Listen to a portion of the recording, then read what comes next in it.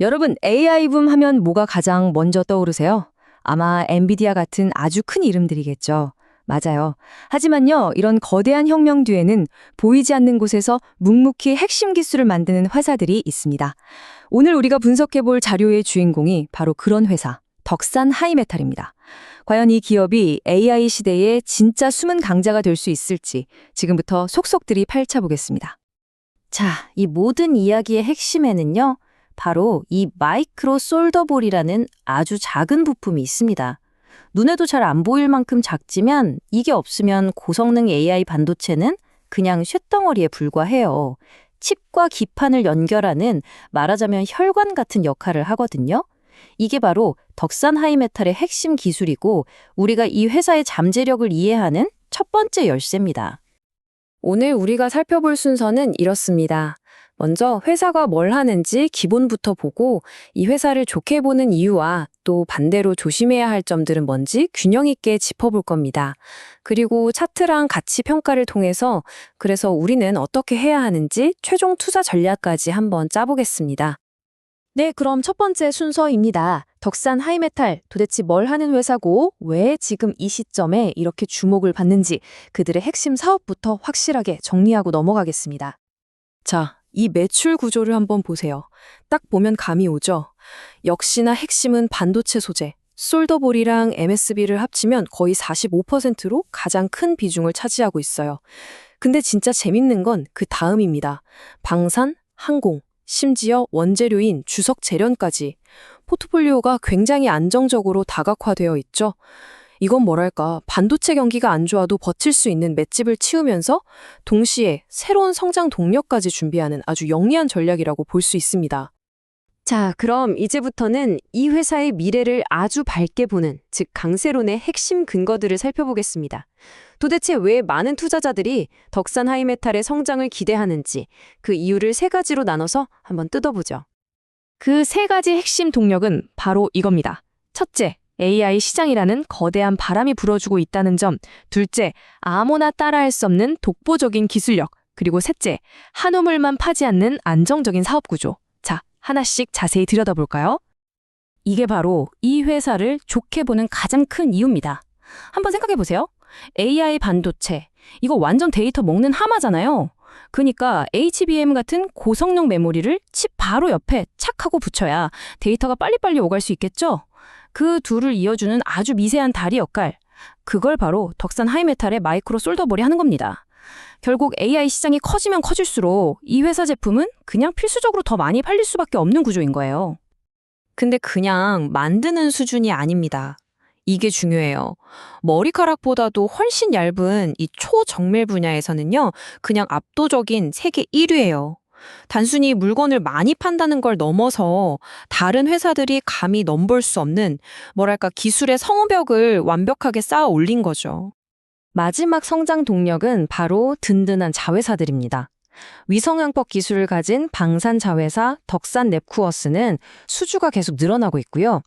또 수소 운송 용기를 만드는 덕산 에테르시티는 정부 정책 등에 힘입어서 2026년부터 본격적으로 성장할 걸로 기대되고 있어요. 이 두 개의 날개가 반도체라는 하나의 엔진에만 의존하지 않고 안정적으로 날 수 있게 해주는 거죠. 와, 여기까지 들으면 진짜 완벽한 주식 같죠? 근데 말이죠, 세상에 공짜 점심은 없잖아요. 빛이 밝을수록 그림자도 짙어지는 법이니까요. 지금부터는 우리가 반드시 알아야 할 숨겨진 리스크들을 한번 까보겠습니다. 자, 이제 분위기를 확 바꿔서 투자자들을 망설이게 만드는 약점들, 즉 약세론의 근거들을 살펴보겠습니다. 재무적으로 어떤 어려움이 보이고 또 어떤 잠재적인 위험들이 숨어 있는지 아주 냉정하게 짚어봐야 합니다. 약세론의 가장 뼈아픈 부분입니다. 바로 실적.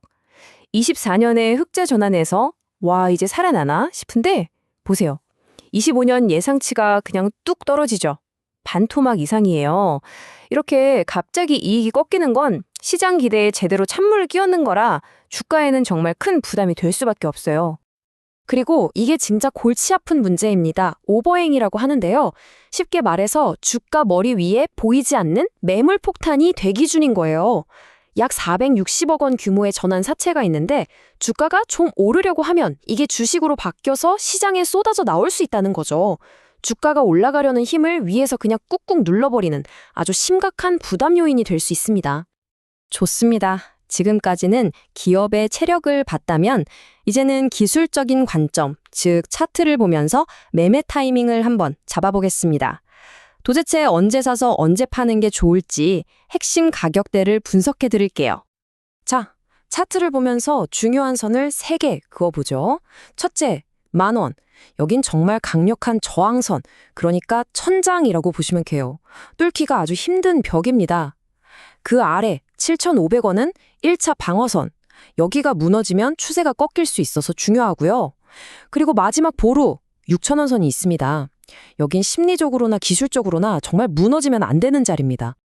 그럼 지금 주가, 이게 과연 싼 걸까요? 비싼 걸까요? 이번에는 비슷한 다른 회사들이랑 비교를 해보면서 덕산 하이메탈의 현재 가치가 어느 정도 수준인지 객관적으로 한번 따져보겠습니다. 가치를 따질 때 흔히 보는 P/E라는 걸 볼게요. 이게 뭐냐면 회사가 버는 돈에 비해 주가가 몇 배냐 이걸 나타내는 거거든요. 덕산 하이메탈은 26.5배. 근데 비슷한 다른 회사들은 평균 30.5배예요. 그럼 뭐죠? 다른 회사들보다 버는 돈에 비해 주가가 상대적으로 싸다. 즉, 가격 매력이 있다. 이렇게 해석할 수 있는 거죠. 반도체 사업, 방산 사업, 이런 여러 사업부의 가치를 다 따로따로 계산해서 합쳐보는 SOTP 방식이란 게 있는데요. 이걸로 분석한 자료를 보면 적정 주가를 9,500원에서 11,500원 사이로 보고 있습니다. 지금 주가에서 한 20%에서 40% 정도는 더 오를 가능성이 있다고 보는 겁니다. 자, 드디어 마지막입니다. 지금까지 우리가 분석한 강점과 약점, 그리고 차트와 가치 평가까지 이 모든 걸 종합해서 그래서 우리는 뭘 어떻게 해야 하는지 아주 구체적인 실행 계획을 세워보겠습니다. 최종 정리입니다. 이 회사의 강점은 아주 명확하죠. 세계 1의 기술력, AI 시대라는 거대한 흐름, 그리고 안정적인 사업 포트폴리오. 반면에 내년에 이익이 줄어든다는 점, 그리고 주가 발목을 잡을 수 있는 시비 오버행이라는 약점도 아주 뚜렷하게 존재합니다. 자, 이 분석을 바탕으로 자료에서 제시하는 최종 전략은 이겁니다. 길게 본다면 매수 의견이지만 절대로 한 번에 사면 안 됩니다.